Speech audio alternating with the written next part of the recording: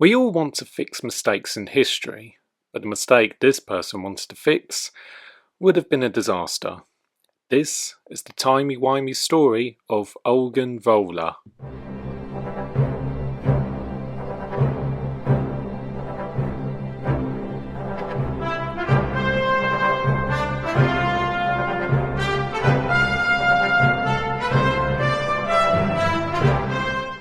While it was decided that a Nazi would be the villain for the fifth film, during development for the fourth, there was a former Nazi character in the original script, a German doctor who would have used the crystal skull to restore the Third Reich. While not confirmed, it's possible that this was the inspiration for Voller, along with the real-life German scientist Wernher von Braun. He was a Nazi who, after the war and his capture for his crimes, was forced to take part in Operation Paperclip with many other Nazi criminals. Voller himself was played by Danish actor Mads Mikkelsen, who is no stranger in playing villains.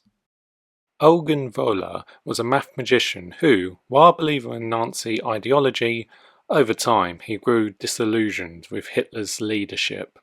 Believing he was making mistakes during the course of World War II, nevertheless he still obeyed orders, and in 1944, under the orders of Colonel Reber, found what they believed was the Lance of Longinus. However, this turned out to be a fake, but Voller had found a more interesting artifact, one half of the Antikythera, a device built by Archimedes, used to track down fissures in time.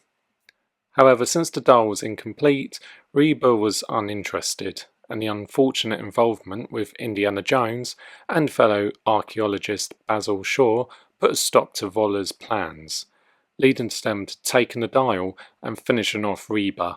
Despite being directly hit in the face by a water tower, Voller survived and was caught by US forces. After the war, he changed his name to Schmidt and worked in America for several decades.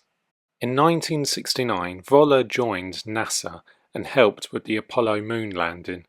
However, during his time, he never gave up his ideologies and was secretly recruiting neo-Nazis to his cause, two of them being Kylber and Hock. Thanks to his high status, he was able to have connections with the CIA, which he used to find the dial pieces he lost all those years ago, tracking it down to IndianaJones, who had recently been going through hard times. After the dial half was stolen by Helena Shaw, an archaeologist, daughter of Basil Shaw and the goddaughter of Indy, so she could sell it at an auction in Morocco, making his way there he crosses paths with Indy, recognising each other and trying to escape with the dial, but after a chase, he lost it again and was taken in by American CIA agent Mason. Angry that his search for the dial had led to a lot of collateral damage, Mason threatened to send Voller and his men back to America. Voller manages to take control of the situation and kills Mason, continuing his search for the dial. The next day he found Jones and Shaw while they were deep-sea diving, looking for a tablet which is said to have the location of the other half of the dial. Taking control of their ship and killing the crew, Voller was unable to read the code it was written in. However, Shaw could, and using the opportunity to try and escape him, with some help with some dynamite, she, Indy, and Shaw's friend, Teddy Kuma, managed to do that, with the knowledge of where the dial's location was. But Voller managed to notice them going west, leading them to Sicily. While there, Voller and his henchmen kidnapped Kuma, holding him hostage while following Jones and Shaw to a cave which contained the rest of the dial.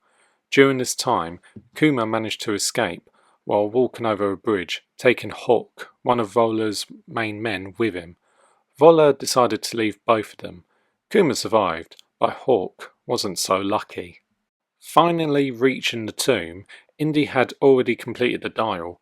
Voller, of course, stole it, and even taunted Indy over why he was fighting in a world that didn't care about him, reminding him of all his losses over the years. This results in Voller shooting Indy and capturing him while Helena escapes. Taking Jones to a nearby airfield and changing into a Nazi uniform, Voller revealed his endgame to Jones. Well, he thought he was going to use the dial to travel back and assassinate an important figure. What he wasn't expecting was the target to be Adolf Hitler himself. Voller believed that with Hitler gone, he can correct all the mistakes he made and have the Third Reich win the war.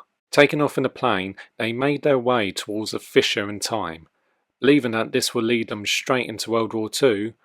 But before they went through, Indy made an interesting point. He explained that while building the dial, Archimedes wouldn't have predicted continental drift, as many years had taken place between 31 BC and 1969. Not wanting to take the chance, Voller ordered the plane to turn round, but it was too late, and the plane goes through the fissure. At first believing they had made it to 1939, Voller, to his horror, realised that they had actually been transported to 214 BC during the siege of Syracuse. Believing the plane to be a dragon, the Romans attacked it. Desperate, Voller tries to escape, but Helena, who managed to follow them to rescue Indy, shoots him and leaves with her godfather. Voller could do nothing but be terrified with his men as his plane crashes onto a beach, killing him. His corpse was later found by Archimedes himself, who took his wristwatch to complete the dial, the same wristwatch that Indy and Helen would find themselves in his tomb. The two of them would find a way back to the present, where Indiana Jones could retire peacefully, while also reuniting with his wife, Marion Ravenwood. Voller, on the other hand, would just be forgotten to history, at best a madman with delusions of grandeur. Apart from a few action figures, there really isn't much with Voller when it comes to extended media.